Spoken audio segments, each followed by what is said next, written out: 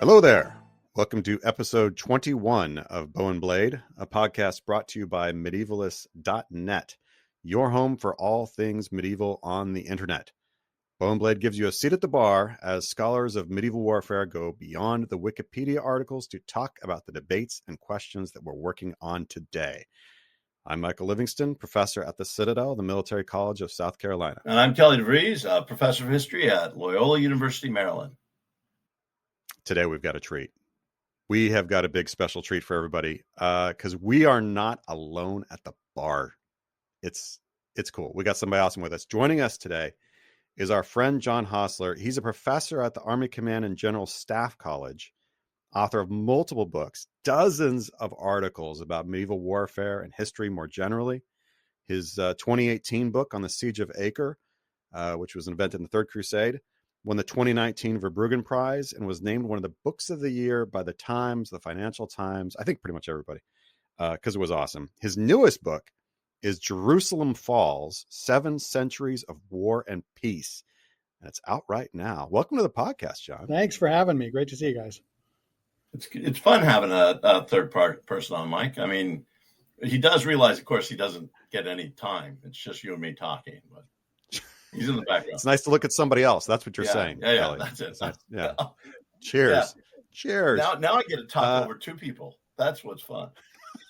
You do. You get to run over more than one person. A treat for everybody. I've known John longer than I've known you. I was trying to think about it, John. I think you were brought to a Kalamazoo meeting by Ken Madison. Geez, when you were an undergrad, or was it possibly your first master's? I can tell you exactly when. May 1998. Yeah, it was. Before all my students were born. It might have been 99 now that I think about it, but it was a long time ago. Yeah. Yeah.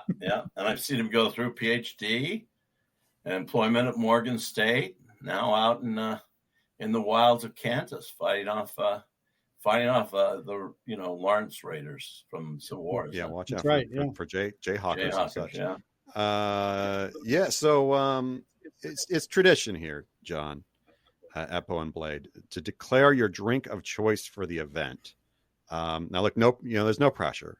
All right, I don't want you to feel pressure. But how exactly are you going to toast to the continuous attacks on the holy city of multiple faiths? Interesting. So I've been thinking about this.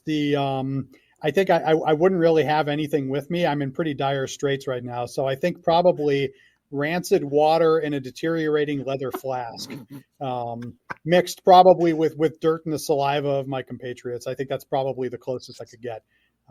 Cheers. Yeah, welcome to dysentery, John. You, Tancred, and everybody else. Look at, if you want the Crusader experience, that's the way to do it. I'm sure there's some bar has probably made a drink that tastes like this for new 21-year-olds in some college town. Yeah. Well, I have drunk at the ye old Path to Jerusalem in Nottingham, but they had drinks that weren't tremendous, but they weren't that bad. Well, I can tell you the last drink I had in Jerusalem, the last time I was there, was a bottle of Maccabees beer. So. Preferable, it's preferable, okay. Mildly preferable to urine and urinated water and saliva, deteriorating leather flask. Yes. This is a family podcast, everybody. Yeah. Kelly, what do you? I'm not going that route. I'm actually going to bring my own booze in. I think I'm going to be like, the Toulouse guy. I got all the money in the world, so why would I drink the water everybody else says? I'll just bring in wine. I think I'm going to have a good Southern French wine because he was an asshole. I'll have a large Southern French wine. A large wine. We'll get to the characterizations of these guys later, and definitely, our Count of Toulouse comes out on the low end of. Yeah. I'd probably go with a beer from Tournai to lift in honor of Litholdus of Tournai, the first guy over the walls in 1099. Yeah, that's a good choice. Two brothers from Tournai, first guys over the wall, and a bastard son of a French nobleman, a Norman nobleman. Is that what the story is, John? Yeah. But I got bad news for you guys, though, right? Your wine and your beer, it was all consumed during the siege of Antioch. When I'm sorry, it's all gone. So, It's all gone. Oh, dang it! Come on, man. Dysentery or us? Jeez. I got a feeling that's not going to be the last thing you're going to tell us we're wrong. Yeah, no. But that's why we got you here, man. That's why you're here. So look, the new book, Jerusalem Falls. First of all, ridiculously good title. Yeah, ridiculous good book. I've read it. Yeah, Kelly's read it. Kelly's put words on it. Yep. Like that's something. So he clearly thinks it's good. He does not do that. He's the one so far. It's gotten good reviews so far. So, congratulations on that. Look, you talk about these centuries of sieges and conflict over Jerusalem. How many times was Jerusalem besieged? So I say in the book 19 times between the early 7th century and mid 13th century, 19 times. And then, of course, when the book went to press, I found a 20th. And that's always second how edition. It works, right? Well, we all need second editions. That's it. Yeah, always works. That 19? Yeah, 19 times. And so, which sounds like a lot. But then as I go through them, I figured out that most of them actually weren't really that big a deal. Most of them are aborted attacks, artillery duels, blockades, things that don't last very long. And that really there's only 5 that I would call kind of serious investments of the city that led to considerable loss of life, really only 5. And then as I went further, realized that there's only really 2 that anybody even remembers of those 5. And of those 2, there's only 1 that anybody thought was bad. So really, there's one bad siege of Jerusalem, and all the other ones are, explained away or forgotten about. So now define bad. Who was bad? The bad siege of Jerusalem. Sure depends on which side you're on. Yeah, it's a relative term, right? If you're turning over the city, then it's a horrible, terrible thing. So for example, when the Muslims first take the city in 638. We know that there's a partial blockade.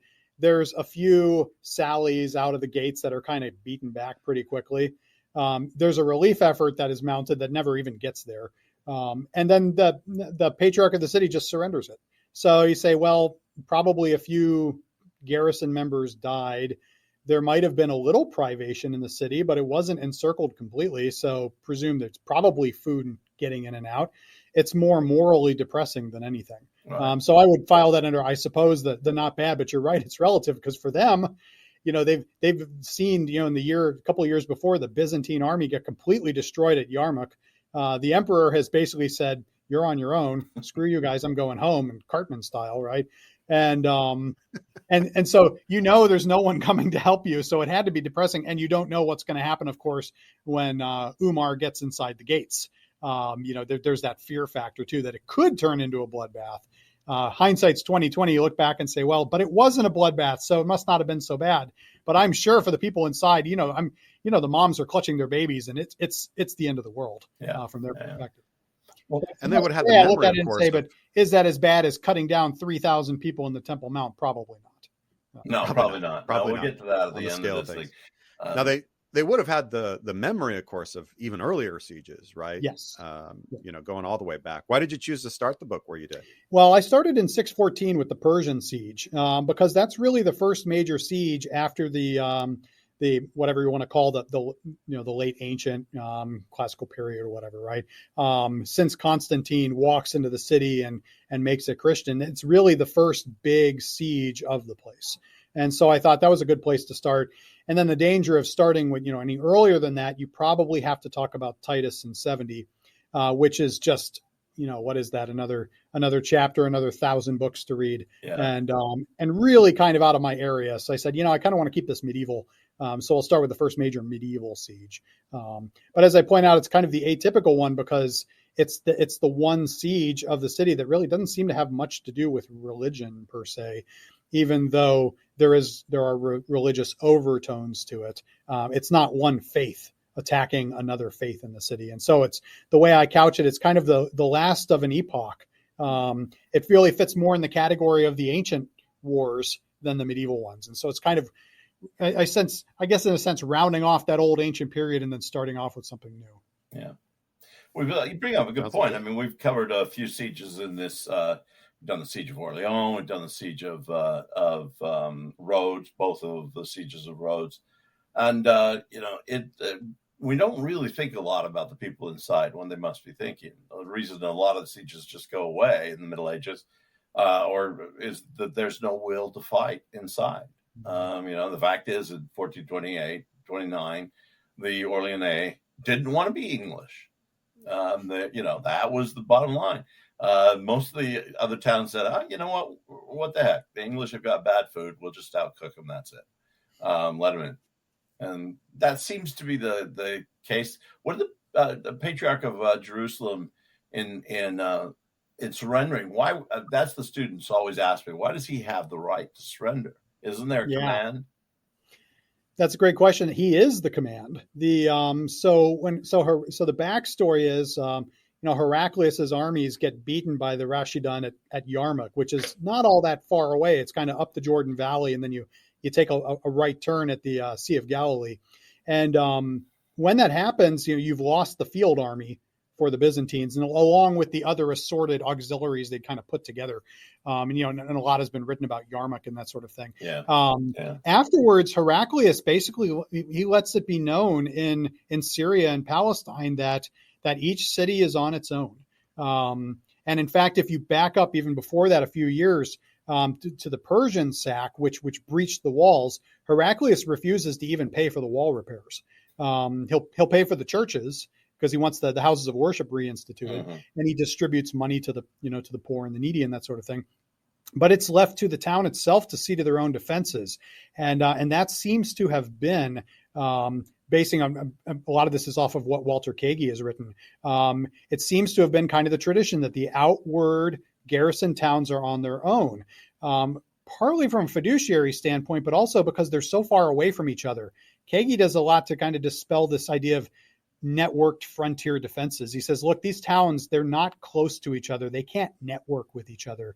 You can't rally back and forth between Jerusalem and Tyre, because Tyre is way too far away, right? So it's incumbent on the people who are in charge to run the business. And Sophronius, the patriarch, he's the guy in charge. He's the one who has the authority. His ecclesiastical position gives him that role. So he's the one organizing the defenses. It's not all that dissimilar. You can argue about the dates a little bit, but it's not all that dissimilar to what's going on in Europe, right? Post-Rome, bishops in charge of cities, organizing defenses. You think of, Gregory of Tours writes about, defending the walls, and when the plague hits and the defenders are, kind of mowed down. It's a period where the local guy is the one who's, he's the ecclesiastic, he's the politician. Sophronius himself knows the emperor. He had been to Constantinople, communicated. So there's your direct line to the throne. Who else are you going to have in charge? That's the guy. Otherwise, you're looking at some nondescript captain who might have an idea of defense, but can't couch it with any kind of in any kind of strategy. So does that change much by the 11th century? No, it doesn't. The difference is that you don't have ecclesiastics or their Muslim counterparts in charge anymore. You tend to have these governors of Jerusalem, and some of them, sometimes we know their names. They tend to organize defenses, and those governors are usually tied into a notable family. So when you get to the 11th century and you get to the siege of Jerusalem, on the First Crusade, you're dealing with two brothers, Sukman and Ilghazi, who are descended from this Artuquid dynasty, and they had been put in charge by the Seljuks. So you've got, kind of that delegated authority to the governor, and he's been put in charge. It's not that he has any special understanding of Quran. It's that he's a capable military commander. So you still have the local control. It's just instead of a churchman, you have a warrior now. Which is good. I mean, in the sense of trying to make defense, right? Well, you tend to think that, but then you got to look at performance, right, Mike? Yeah. Well, that's true. Sometimes they really blow it. They do any better. Yeah. Spoiler alert, Jerusalem Falls, 1099. That's the topic. Giving it away in the title. Come on. That's true. So as we've kind of started there, we're gonna talk about the siege, because we can't talk about all 1920. of them. We're gonna kind of highlight one, which is the Big Daddy, 1099 in the First Crusade. Is this the one you describe as bad, John? Yeah, I think you could put this in the bad category. All right. Is there a category worse than bad? Well, I would say there's one that's worse than this one, but that it depends on if you agree with some of the historians about the nature of the massacre.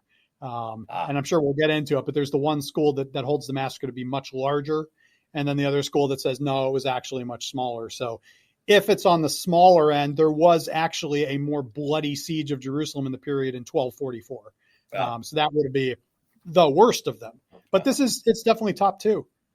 It's not a top two you want to be in. That's right. Let's start just kind of generally for people. Again, we have a lot of listeners, and not all of them are in-depth scholars of medieval history. So, First Crusade, Kelly, what's the basic gist of the First Crusade? Basic gist. I mean, this is kind of argued about. Getting through teaching it just recently, I realized, there's probably, I'm not even covering all the different historiographical senses of what is provoking the Crusade. But you can't fault the fact that Urban II gives a speech. He gives a speech in Clermont. He calls a crusade. He's not the first pope to call a crusade. Gregory VII had done so, and nobody showed up. That's the other thing, is you can call the crusade as much as you want. Nobody shows up. It's not a crusade, and it kind of ends. But the estimations are huge. But for the people who showed up both on the Peasants' Crusade and the seigneurial crusade, as it's sometimes called, could be as high as 100,000. This is a huge recruitment, just at the time when everybody is doubting that the Pope has any control or rule over the secular people. He Urban goes to Clermont, calls his crusade, and 100,000 people show up. People showed up for the party. Yeah, they did. They just didn't tell him it was going to take 3 years. Yeah, and as you probably know, the big argument about this, that's what Paul Shevden calls the Big Bang thesis. Yeah. That the Pope gives a speech, that they go, and his counterpoint, and some people have followed this along, is that this had been building, right? That you look at the reconquest of Sicily, the reconquest in Spain, and those are kind of component parts of a growing movement that he sort of, that gets capitalized on. But that's, like you allude to, I mean, endless bickering back and forth between students of the First Crusade, which of course is the most highly studied crusade. I don't know what the number is. It's 7 out of 10 or 6 out of 10 or 8 out of 10 crusade historians who focus on the first. Yeah. I mean, it draws so much attention. And what I come back to is I think what you do is that, okay, whatever happened, you've got a huge army on the move, right? And okay, you can argue about what sent it on the move all you want, but at the end of the day, you've got an expeditionary army trekking across Europe and Asia, and so often it's off and running. Yeah, several of them. By the time before they get to Constantinople, we're talking about several of them, and no kings, but we do have brother of the King of France. He's there, and we've got Count of Blois, Count of Flanders, Duke of Normandy. So some pretty important people. But just, nobody at the top of the chart, which is very different from other crusades coming. And no, what we would call here, what we used to say here in F4 Leavenworth, no unity of command. Yeah. That when do you think that becomes apparent in the First Crusade? Oh, it's generally thought to be at Antioch, right? That when Bohemond makes his moves, because he's such a principal player in the battles outside of Antioch. John France has made it, I think, a pretty good argument that at that point he becomes the acknowledged leader of the effort. Of course, the great irony is as soon as he becomes the great leader, once the crusade moves on to Jerusalem, he doesn't go with them. No. So you've got your great general, and now you've lost him. But that's kind of the first moment where it's like, okay, so this guy's giving us the answers that we're looking for, and then later on, once they're down south, and then it becomes Godfrey.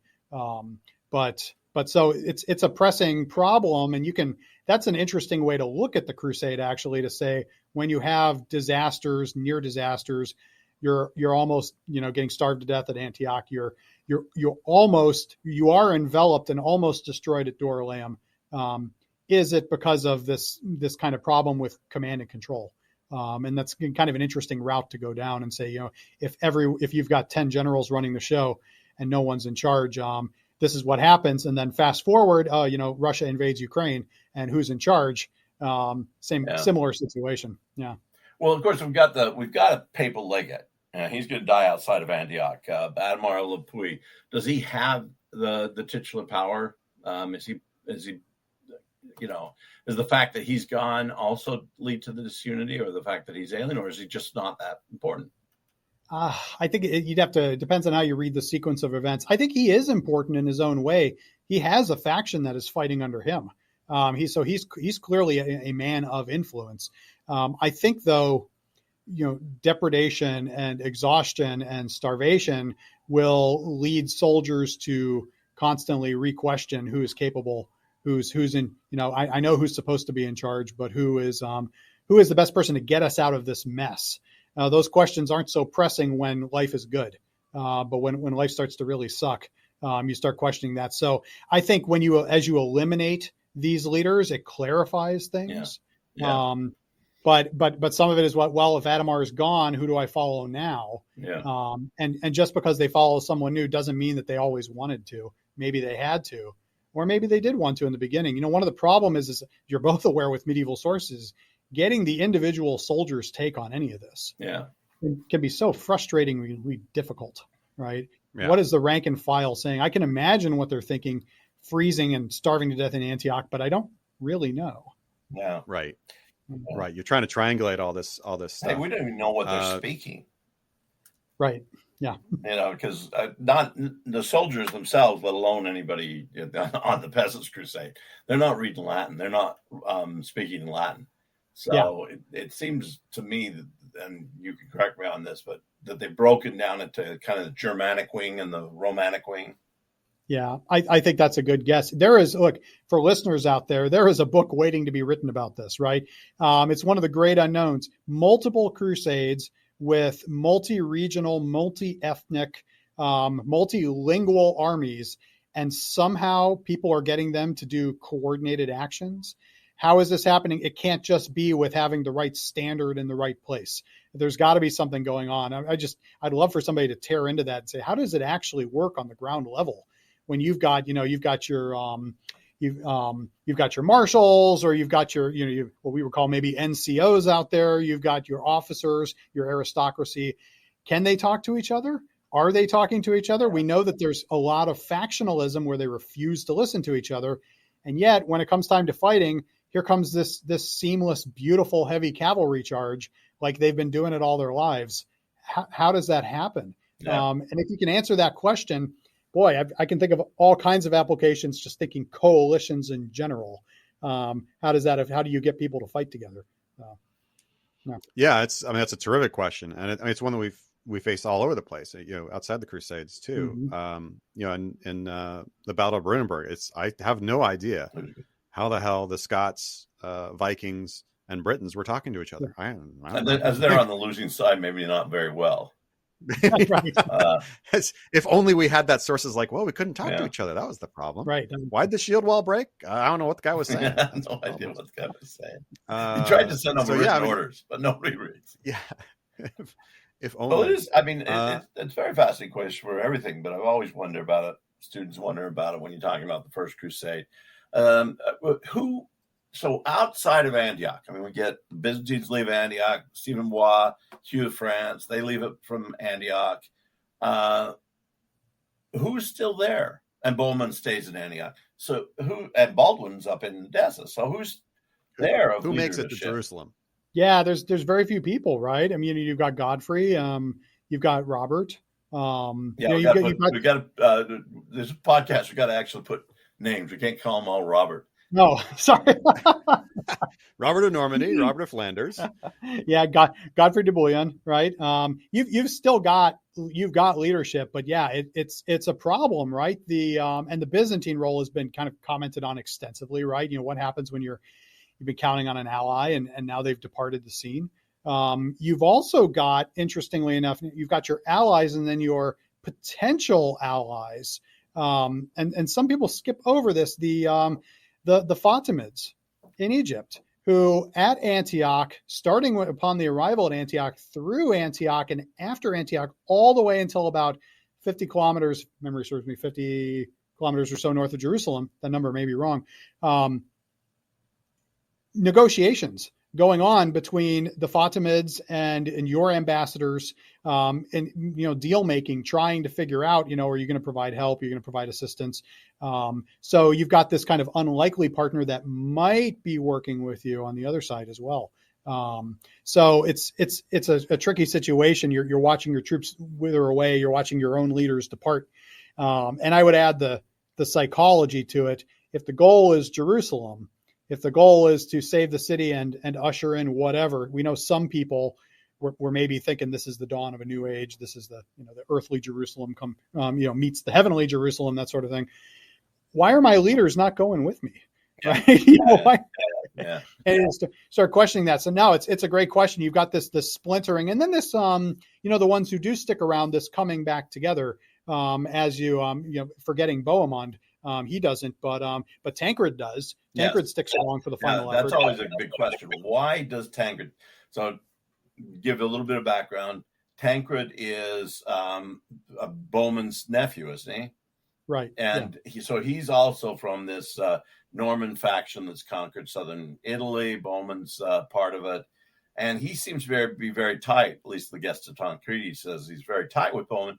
And yet he doesn't stay in Antioch. He goes with the Crusaders, and is a very important factor in the Crusades, not just because he finds wood when he's off to take a dump ish, supposedly, but also that he at one point appears as some sort of a icon on top of the Mount of Olives. Is that right?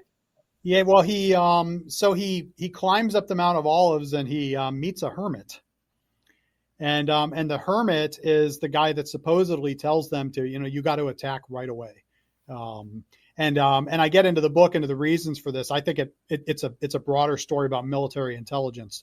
But he meets with this hermit, and then eventually I think either brings the hermit down to the bottom of the mount, or the hermit finds his way down there somehow and exhorts the other crusade leaders, right? That, you must attack now, don't wait, kill. And they try it. Of course, it doesn't work. Because you took your advice from a hermit, you're living in a cave on the Mount of Olives. So. What are you, born in a cave? Yes. Yeah, and in that attack, Tancred actually climbs up the ladder trying to get to the top, and he's fought back down, and it doesn't work. But then the tower in Jerusalem is called the Quadrangular Tower. Eventually, it becomes known as Tancred's Tower. For his exertions down there. So you have a guy, and where's the opportunity strike? And this is a whole subset of the crusading literature, right? Gets back to motivations. Decades ago, Jonathan Riley Smith kind of put to rest for a while the idea that they were fighting for money, or land or something, that this really wasn't the primary thing. But then you have to square that away with guys like Tancred who might say, well, there's no opportunity in Antioch because my uncle is grabbing that. Is there opportunity somewhere else? Yeah. If I stick around, and Baldwin, goes up to Edessa because there's opportunity there.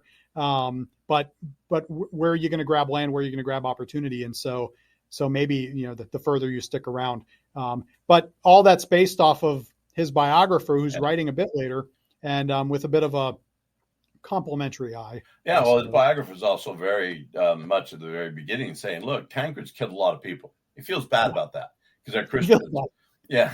And so suddenly the Pope comes along and says, you could kill for me. And he runs off to do this. So piety is tested and so forth and so on. Freedom from sins is something else. Tancred doesn't ever get any land, does he?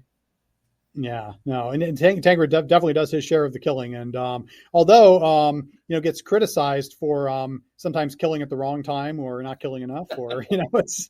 Well, you're a young warrior. You're like a hero, I mean, you've got an Achilles problem. Yeah.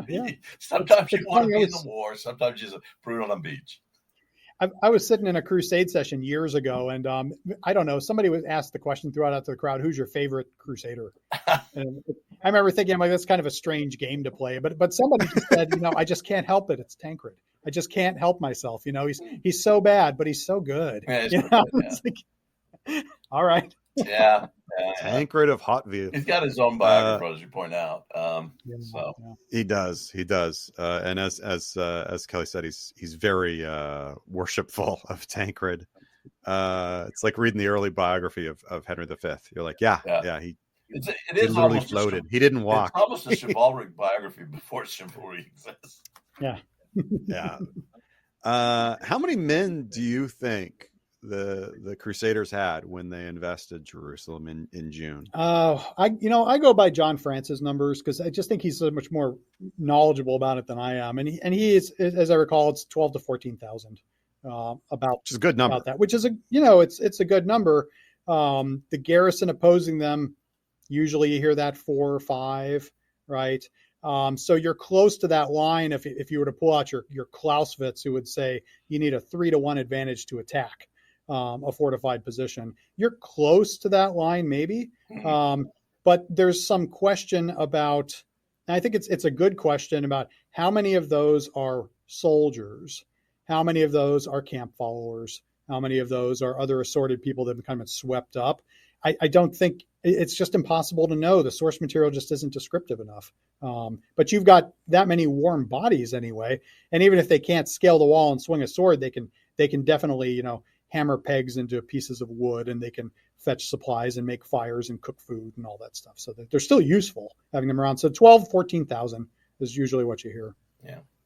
So a lot. Now, how many did it start with, though? I mean, that's quite whittled down. Right. Well, 60, 70,000, or as you said earlier, it could climb up to 100. Again, if you're counting, followers and whatnot.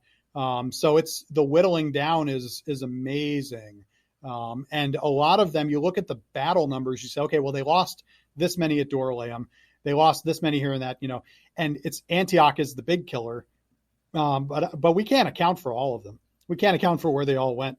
So are they deserting? Are they starving? Are they getting lost and kind of falling off the pace? Or were the numbers just kind of messed up to begin with? And, do you trust the starting number or the ending number? Which one's more accurate? Kind of hard to say. I think one of the troubles is you see these huge numbers for the Crusades at the beginning, these huge numbers, because I try to imagine myself being at a medieval muster of soldiers, right? Think big plain. Here's where everybody's been told to report. And you look out on this sea of people. It's not like you have, I like to say this in class, it's not like you have one of those clickers at the entrance to the club, right? Where it's like, max capacity, the fire marshal told us 250, and they're clicking away. They're not doing that, but they're looking, they're saying, wow, this looks like hundreds, it looks like thousands. You might have, we know when we have source material more in both of your periods as you get later, and I think of Anne Curry's project on the 100 Years' War and the late medieval soldier, you start getting lists where it's very clear that organizers, they're accounting for soldiers. I can't imagine they're sitting there and just welcoming huge crowds and not at least try to have a rough idea.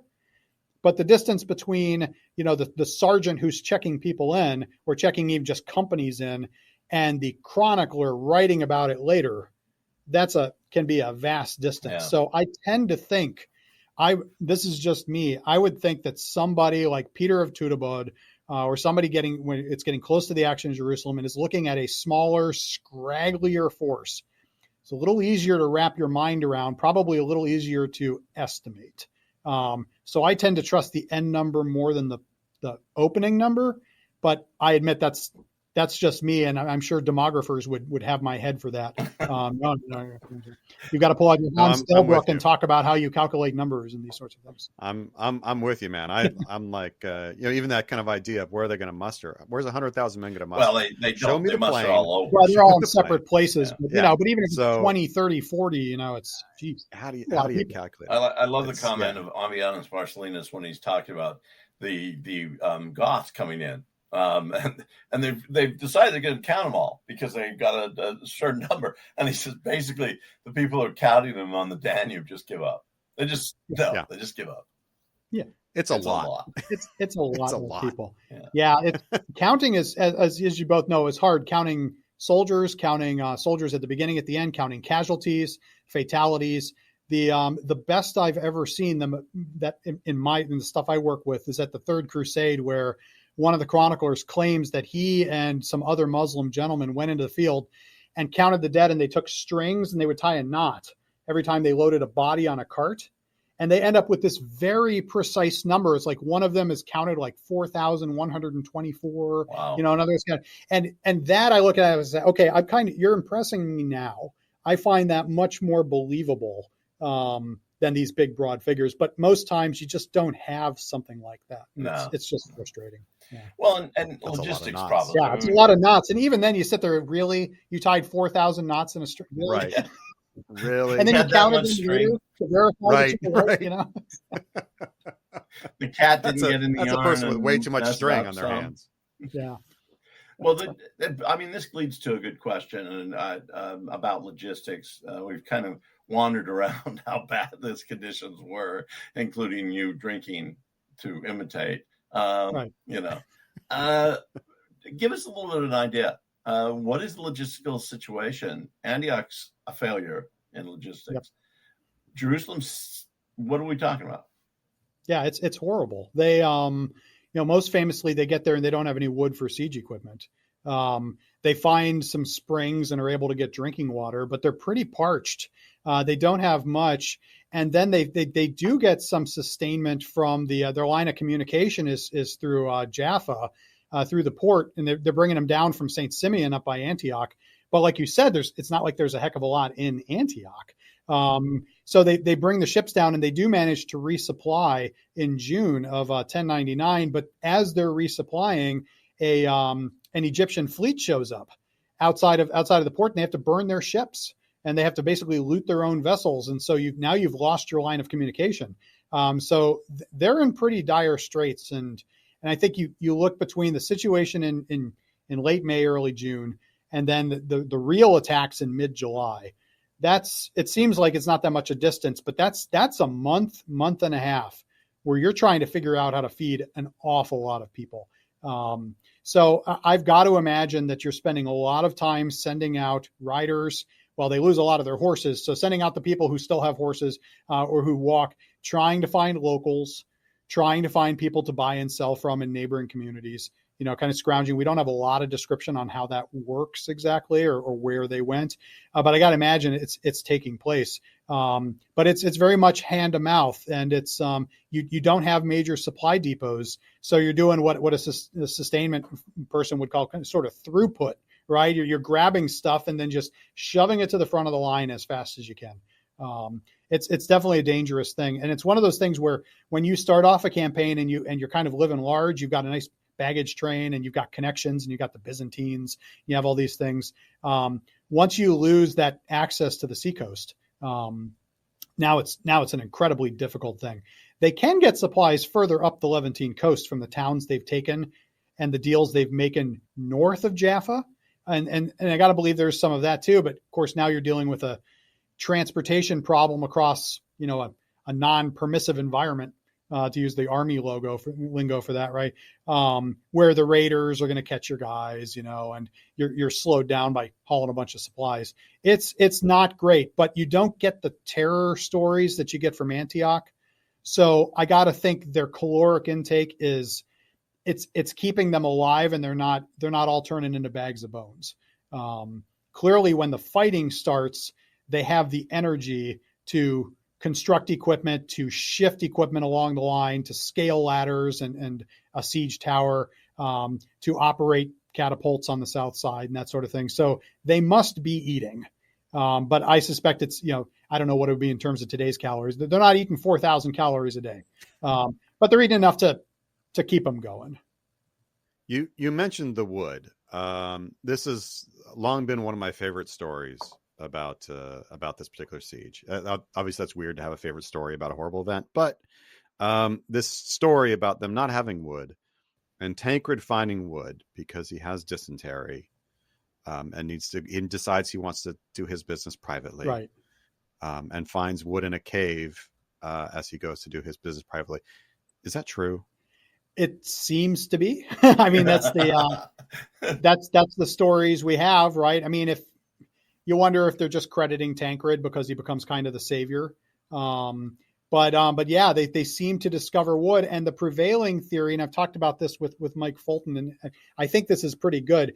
The cave that they find it in is probably siege equipment from the Fatimid siege the year before in 1098, that had kind of been stashed for later use. And so they're discovering on that kind of stuff. Now, whether or not he went into the cave but I got to imagine you got people out looking all over the place. It's plausible. I don't think there's no counter evidence for it. No. So it's no archaeologists got in. So we're sticking with it. We're sticking Why with not? it. It makes it so much more fun if you stay with it. Yeah. And I mean, I don't know. We know we've discovered that Peter has to Peter Gnitsky, who is our producer, has to bleep out a couple of words, so we may have to bleep this one out. But I do call it the most fortuitous shit ever taken in a siege.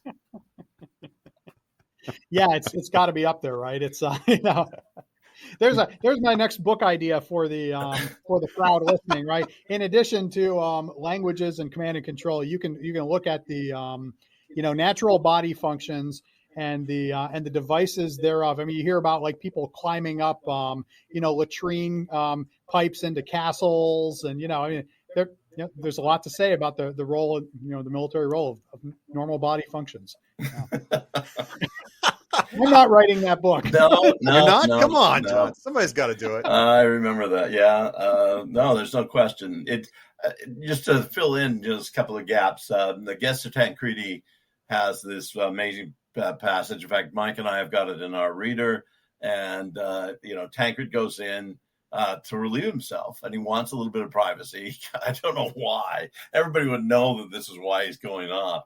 But he walks into this cave and he finds a whole bunch of wood. And this is at a time when, as John said, the ships are burned. There is no wood. And you really cannot attack a city without ladders and the siege towers. And they get enough out of that to build 2 siege towers, 1 catapult. Is that what the guess? Got 1 major siege tower, 1 catapult. They have enough wood when they get there to build a ladder. Which, and we, one thing, medieval siege ladders are a lot bigger than the 6-footer in your garage, right?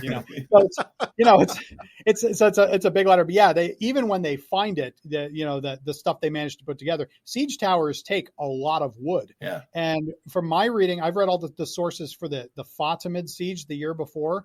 I don't think there's any mention of towers. I could be wrong. I'd have to look at it again. I think it's almost exclusively catapults that they were using. Oh. It's an artillery thing that they're doing.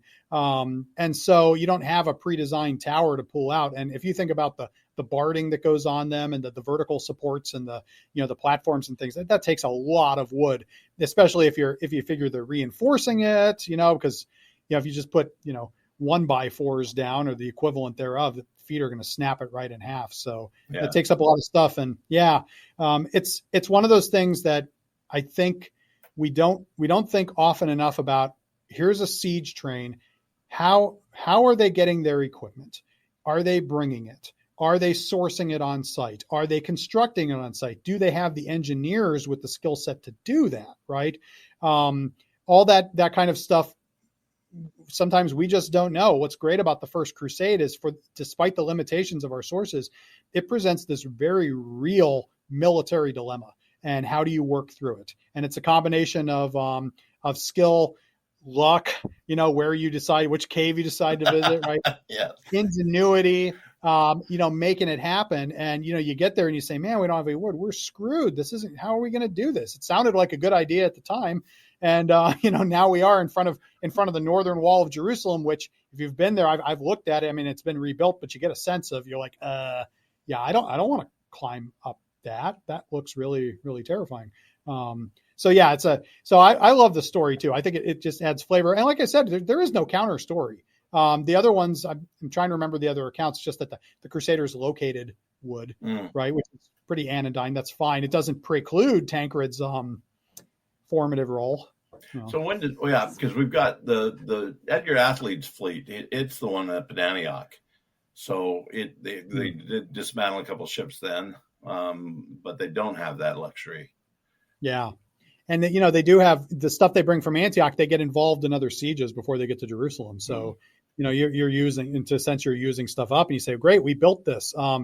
You built a battering ram. Are you going to push that 100 kilometers now? Yeah. So they're in a pretty desperate situation. So like, how do they actually freaking take Jerusalem? Like, how is that even possible with this ragtag crew without, I mean, I think they ultimately put together enough to make 2 siege towers, maybe. Like, it's just not much, right? So how do they manage this? Yeah. So this is going to infuriate people who believe in the Western way of war.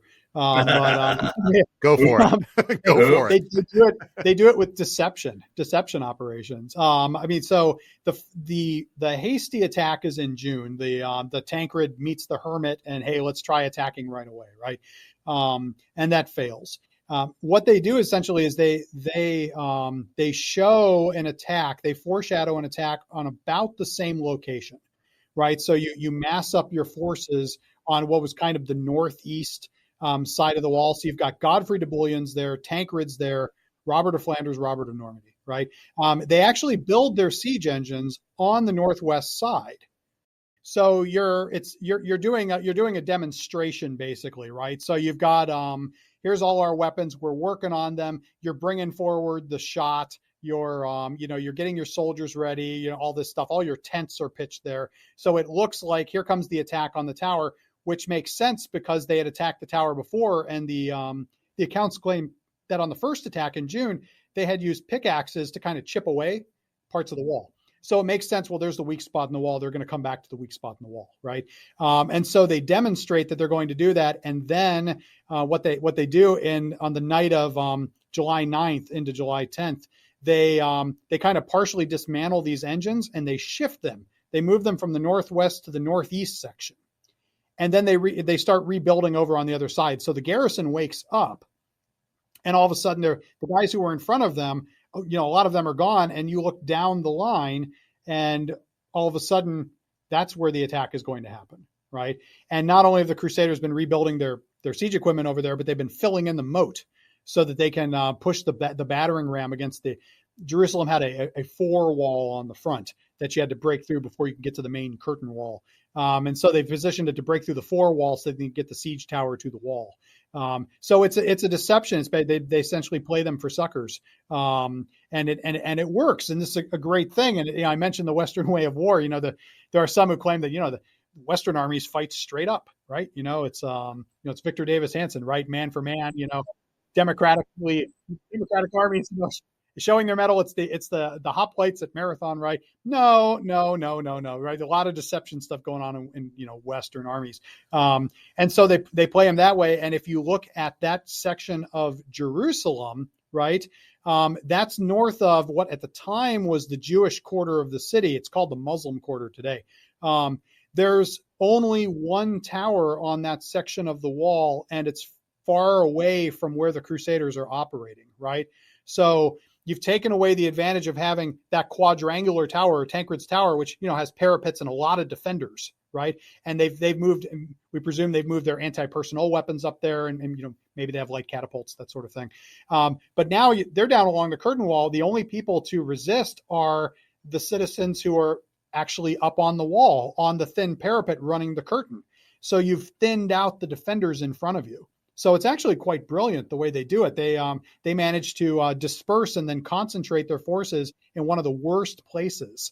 And the defenders on that part of the wall, they're not the crack troops of the Fatimids, because the crack troops are in the quadrangular tower and they're in the Tower of David on the western side. That's where like the best troops are. The guys guarding the northeastern part of the wall are residents. They're Muslims, and even some of the Jews are up there, trying to keep these Crusaders out because they have a feeling what might be coming. Alan Murray's argued pretty well, I think, that their reputation had preceded them. When the Crusaders come in, if they get in your town, it's not going to be good, right? So you've got the residents. They're like the Jews are there, and they say, well, I don't know if I like this current regime or not, but I sure as heck don't want these guys coming in. But you've got very thin defenders, and they're not the best soldiers, and so now you're attacking, and the garrison is going to rally its soldiers as best as it can over there, but they've been outpositioned. And so that's essentially how they'll take it when they bridge the gap between the siege tower. It takes them a little while to get the siege tower against the wall, but once they get it there, and people start piling over the top, the defenders are scattered pretty easily. Because I thought a lot of historians look to have two siege towers. You're saying there's just the one main one. Well, I honestly don't remember. I'd have to look again. You hear about the one because it's the one where the first ones overcame the wall and whatnot. That's a great question. I haven't looked at that in a while. There may have been too. Yeah. So they get in, they break their way through. There is two. Yeah, there is two. I just saw it. I just looked it up. You got it. Yeah. They break their way in. This is for the most part what people remember about the siege of Jerusalem in 1099 is what happens after the Crusaders get in. Yeah. And this question of we know that it's a bloodbath. I guess the question is how much of a bloodbath. We have reports of, and I'm people at home imagine me scare quoting this, people only a couple thousand people being murdered, to upwards of tens of thousands being murdered, many of them on the Temple Mount. What do you think on all this? So I can see kind of you can see the flow of events as it happens, right? So these guys are spilling over the northern wall, right? And if you imagine like the defenders on the curtain either falling off or being pushed off or just retreating down their ladders, right? And they're running. And they're not going to run. I mean, they have a choice of where to run, but in the panic, they're going to try to run to the place where they're the safest, right? At that point, if I'm facing where the Crusaders are coming from, if they run to their right, to the Northwest Tower, that doesn't get you anywhere. It just traps you in a corner. If you run to your left, it takes you down a maze of streets, but no particular protection. If you go south, you end up at the Temple Mount, and the Temple Mount is fortified because it has its own gates. So it's almost like the keep within a, if you think of, more Western castles where you've got, there's the stronghold inside of the walls, a place like Chepstow, where you've got kind of that inner fortress. So they're retreating south down to that inner fortress, probably, I assume many of them running for their lives. And then they're the ones with weapons behind them fighting a delaying action, right? Trying kind of sort of safeguarding their retreat and buttling up the streets. And the streets are very narrow. So you can go 3-4 men abreast, maybe more in some places, kind of protecting. You can imagine the screaming, get out of here, run south, run to the Al-Haram al-Sharif, right? When it's heard that the north has been breached, that's when the defenses in the south crack, because Raymond had been fighting in the south and he can't get through the Zion gate. The defenses are too tough there. But when the garrison at the Zion gate hears about this, they flee too. They run away from their weapons and they head for the Temple Mount. So you got one group coming down like this from the south, and then you've got this other group coming up and kind of curling around southeast and then moving north through the city. And these two streams coalesce in the Temple Mount. And then my reading of the sources is you're cramming people into that space, which is a huge space. It's absolutely massive. And then, barricading the gates if you can. In other places, posting, these guards who are, trying to keep out the Crusaders, who are, of course, charging after them, right?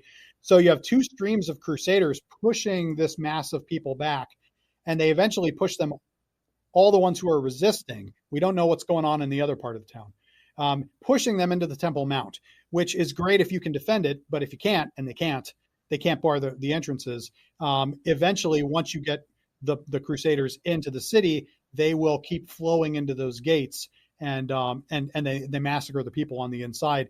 And you can almost imagine kind of if you just think of yourself in a crowd, and you think, the guys in front have shields and spears, and they're trying to hold, but they're backing up, you're backing up. Everybody is tripping over each other's feet. Children are falling to the ground. Moms are scooping, where's my baby? Stopping to scoop them up. And then she trips somebody else. It's like going to a rock concert, right? It's like almost like being in a mosh pit, with the, I guess the bouncers in front of you, right? When keeping the madness at bay.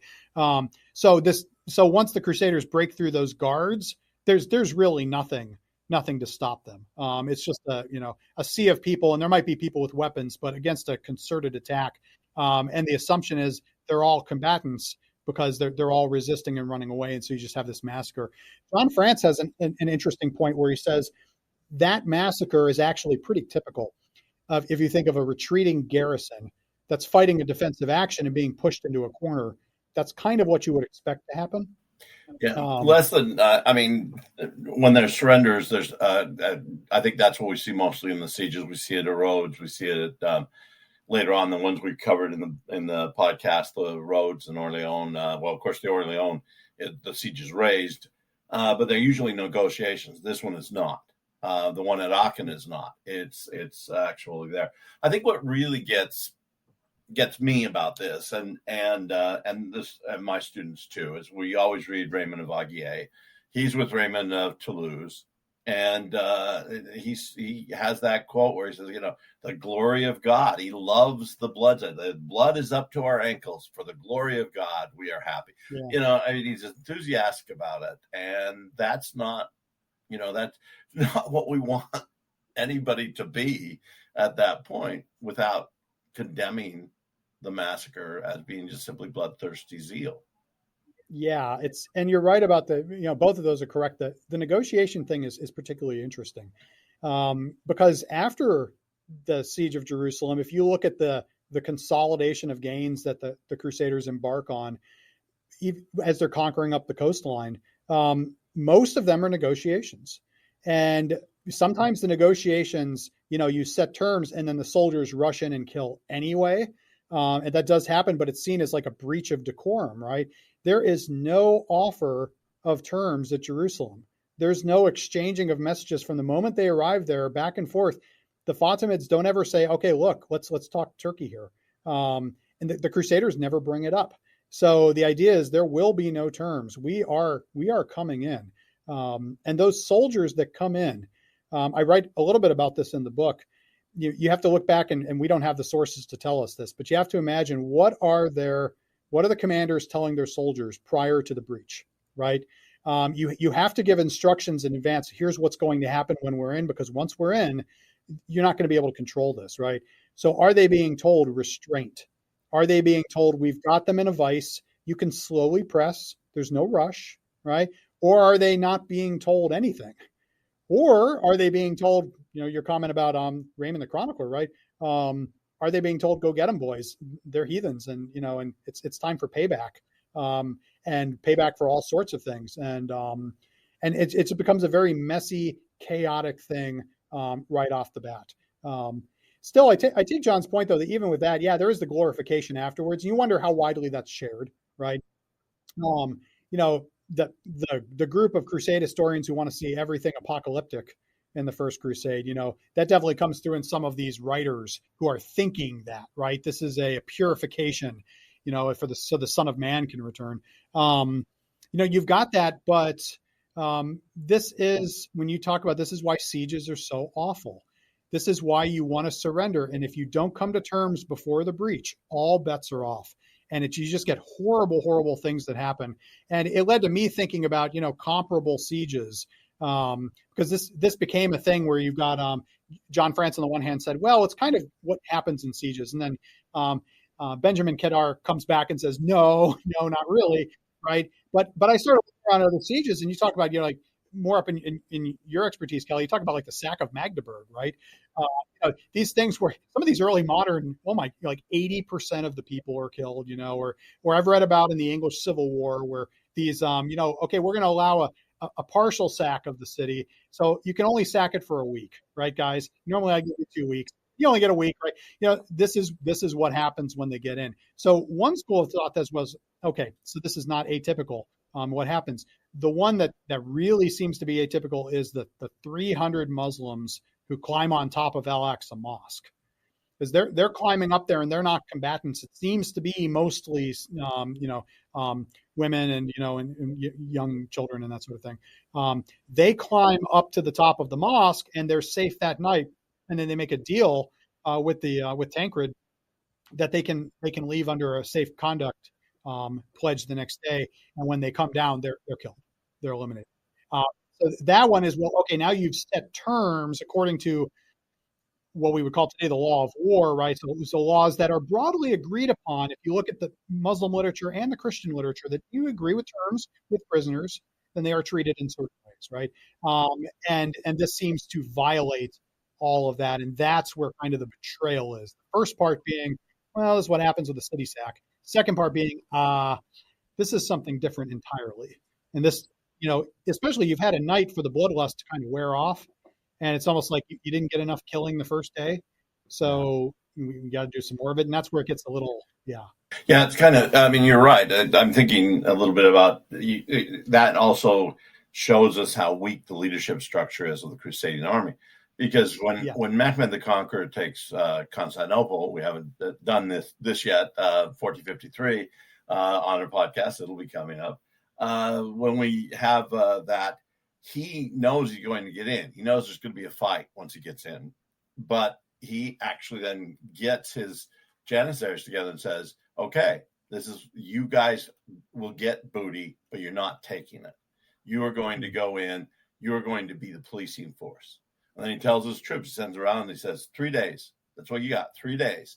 And he says, you can't attack St. Catherine's. You can't attack Hagia Sophia, because Hagia Sophia is mine and St. Catherine's. And he has his Janissaries actually go in and cover those buildings. You have to have enough force. You have to have enough of elite force to also say that. There's no organization like that available. And even then, you also have to have when it's violated, Mehmed himself actually took punishment into his own hands. Right. That's not the case. No, that's a great point. And it's something I kind of kick around a little bit in the chapter on this, because there is, most of it's chaotic, right? But there is actually some squad level command that's going on.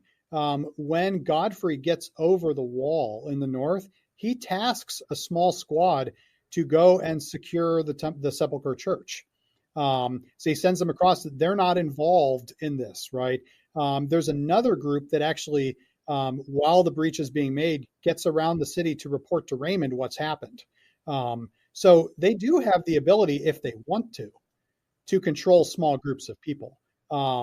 But do they want to writ large, right? Probably not. And then if you don't plan those sort of things, you can imagine, somebody grabbing, a small squad and saying, it's like Darth Vader grabbing the stormtroopers and say, set your guns to stun. You guys go over here. That's one thing. But controlling, 5, 6, 7,000 people, you're never going to do it. And they don't hear you. They don't see you. They don't acknowledge you as their leader because they acknowledge somebody else. These are things that need to be decided before you enter the city.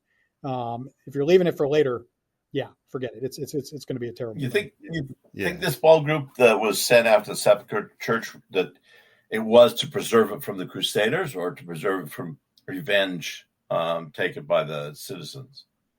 That's a great question. I try to think. I think it's from my reading. I think Godfrey wants to know that he's got it, that he has, that it's been secured, that he has it. I don't know if that's from sabotage or if he just wants that sort of certitude that he has it, or it may serve as well as a sort of a morale booster, right? Look, the Sepulchre is ours, hurrah, huzzah, right? And go forward. I'm not sure. I think you could probably interpret that in a few ways. He will go and sort of famously go and pray there. There's also one of the sources, I'm trying to remember which one. It's not destruction by the Muslims he's worried about, but looting by the Crusaders. And I forget which account that's in, but it's in one of them. The idea that he himself knows what he's wrought and what they might be capable of. And that's a real interesting thing. So now if you want to jump back on the moral question of it, right? So you knew your guys were like this. You knew what they're capable of. So I'm not exonerating you at all, because you can't feign ignorance. Oh, I didn't know they were going to massacre everybody. No. Yeah, highly questionable. Yeah, I don't like any of these blokes, honestly. So in your book, what was the most surprising thing to you when you were working on 1099 that you were kind of shocked by? I think the biggest thing is there were some minor points. I was shocked by the role of the Fatimids, which does not get nearly enough attention. I think the siege only works because they besieged the city first and weakened it in certain ways. I didn't expect that. I didn't expect some of the logistical things were interesting. The command and control on the ground level, but I would say the biggest thing is I think the place of the siege itself. And this is what really caught me, because this is the original sin of the Crusades, right? This is the thing, when you think about why were the Crusades so bad, you think of the massacre in Jerusalem. Maybe after that, you think of Richard the Lionheart executing at the garrison at Acre, maybe, right? But this is the bad one. This is the one that Saladin later says, I'm not going to be that kind of victor. I could get revenge. I refuse, right? So this is the pivot point. What's interesting to me is when you look at the range of those, 1920 sieges I looked at, I think what's interesting about 1099 is how exceptional it was. It is so out of the norm for this part of the world over the course of centuries. I make the point in the book, I say it's shocking because it was so strange. This is a place that if you look at the period between 614 and 1099, there's only one comparable act to this, and it's when the warlord at seas takes Jerusalem in 1077. He massacres the garrison, and that is, they had taken his family hostage, and so he's pissed off about that.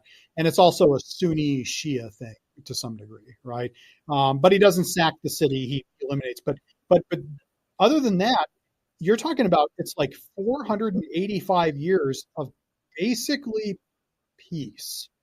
Some problems on the inside of the city. Once in a while, you have a riot. You have some difficulties. The church is burned down. There's a decapitated patriarch, John the Seventh.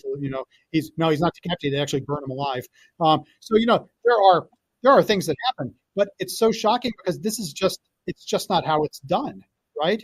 Umar took the city in 638 with a treaty. The Fatimids take the city with a blockade and a treaty. The Turks take the city with a blockade and a treaty. It's kind of small ball stuff. Even when the Fatimids take it, there's an artillery duel. They damage the walls, and then there's a treaty, right? And so you see the theme. It's like, okay, yeah, we're going to get attacked, but you always come to terms. This is the time where it didn't come to terms. And I think it just makes it so different. And so the point I make is that people use it as kind of like a sledgehammer, like, look at what the evil Christians did. Got it, right? I tend to look at it and say it's more like a lamentation. Like, you've got a region where people had kind of roughly learned to live together. Christians, Jews, Muslims, and had issues, of course. But broadly speaking, they had kind of learned to live together. And then you have this group of jerks who comes in from the outside and ruins everything with this very uncharacteristic. This had not been seen, in so long. And so that's the biggest thing for me. Trying to look at it as away from the crying massacre and pronouncing some kind of moral judgment and situating it more in context. And it surprised me from that perspective how shocking this really was. This is something that is just not done. It does not happen here. It happens in Damascus, right? It happens in these other places, but it doesn't happen here. This is why before the siege, there were offers made for the Jews and the Muslim residents to leave, to flee the city. And so many of them stayed. They said, no, I'm not going. I'm guessing part of that is it's going to end with a treaty, just like it did last year. And then it doesn't. And that's a huge surprise. Yeah. And sets the stage, as you said. Saladin is going to remember it when he returns, 1190. He is. But well, there's people that remember it still today. I mean, you'll still get, people saying we're doing something today in payback for 1,000 years ago. The memory is very long, and you see that in other places like Baghdad in 1258, right?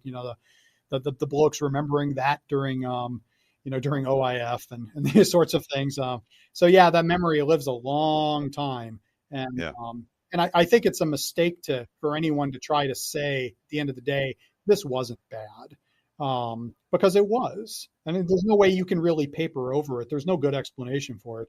I just prefer to think of it. It's bad in multiple ways, right? It's bad as an event, but then it's bad for the broad history of the period.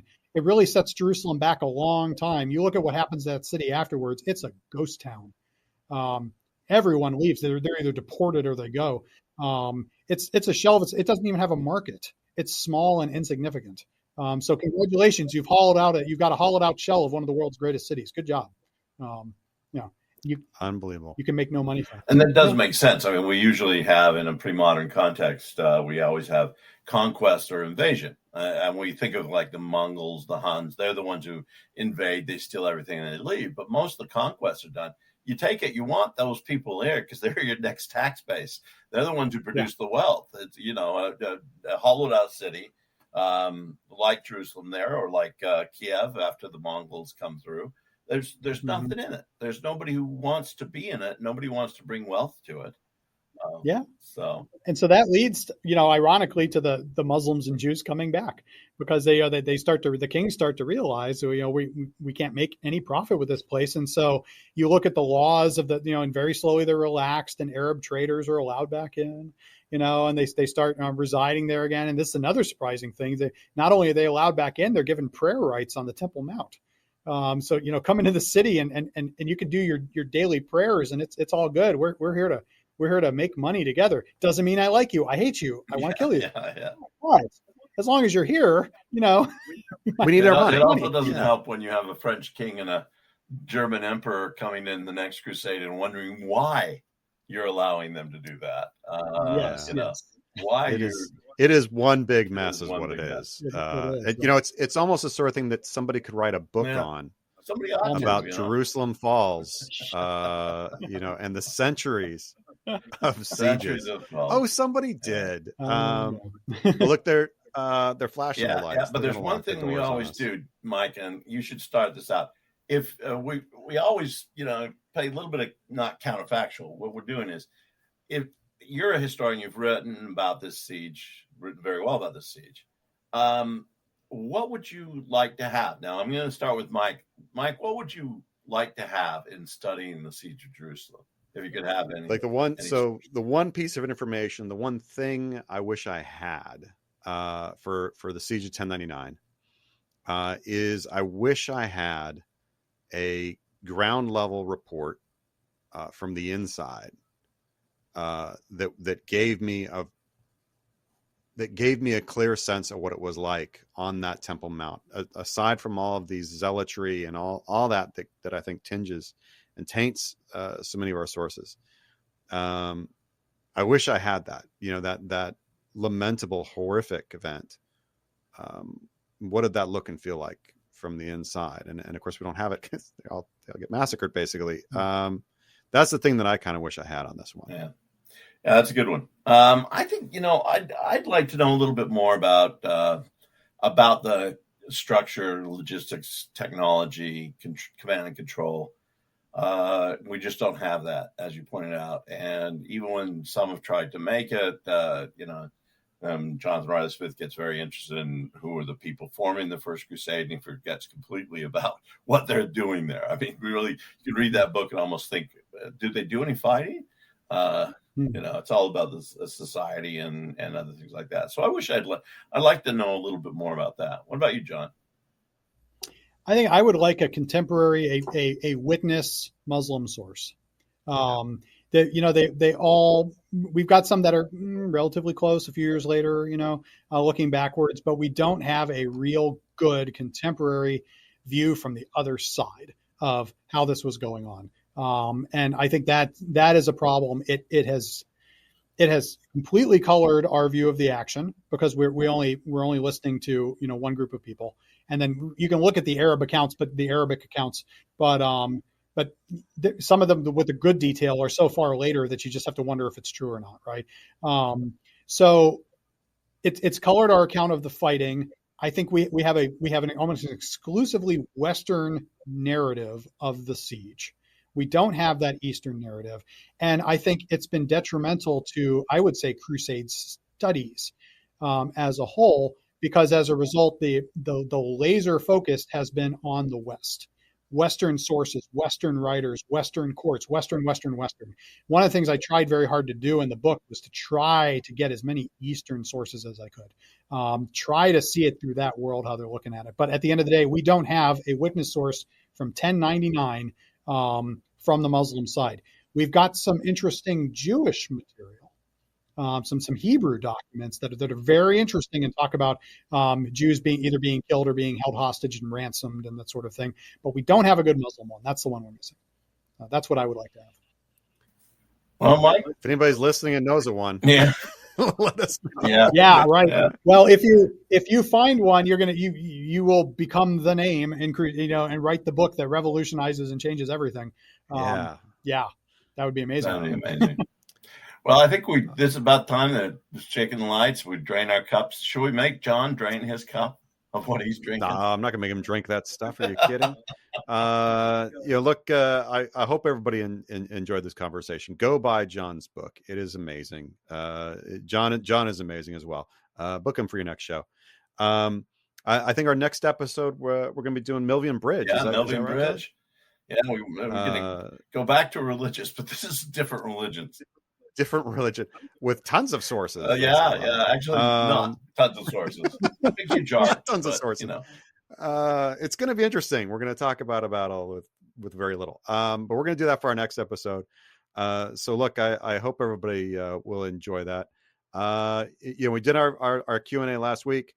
I hope everybody enjoyed that. If you want to get questions in for the next Q&A, as always, you know where to find us. The best place to support us, other than buying our individual books, of course, is to join the Patreon at patreon.com/medievalists. And again, that's the absolute best place to drop us a line if you have questions for our Q&As. Thank you, everybody, for listening. Bye. Thanks so much. Hey, John, thank you.